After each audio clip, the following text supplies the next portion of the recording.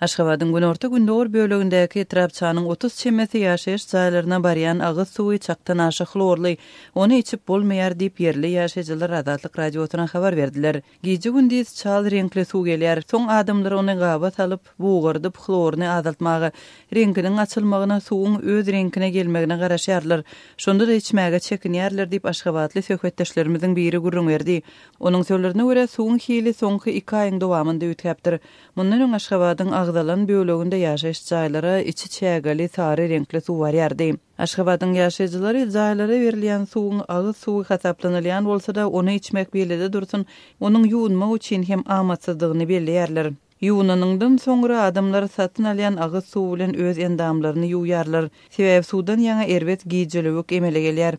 Suwy satyn almagy mümkinçiligi bolmadyklar bolsa chlorly suwy gaýnadyp sowadýarlar we soň ulanýarlar diýip Aşgabatly söhbetdeşimiz aýtdy. Türkmen paýtagtynyň günorta gündöwür böleginiň suw biçinçiligini Aşgabat agyz suw edarasynyň garamagyndaky Aşgabatyň eteginde ýerleşýän Gäme owasyndaky karhanalar amalaşyrýar. Döwletiň garamagyndaky Aşgabat agyz suw edarasynda şäheriň günorta gündöwür böleginde suwuň hiliniň yaramazlygyndan özleriniň habarsyzdygyny aýtdylar. Azatlyk radiosu bilen telefon arkaly söhbetdeş bolan edaranyň wekili Agdalan ýagdaý barada laboratoriýa aýtmagy wada berdi. Şeýle de ol soňky wagtda Aşgabatyň suw biçinçiliginde hiç ütköşükliginiň giridilmändigini belledi. Näçe ýyl bäri şol bir suw, şol bir zawodlarda aratsylanyp geçirilşi diýip Aşgabat agyz suw guramasynyň wekili aýtdy.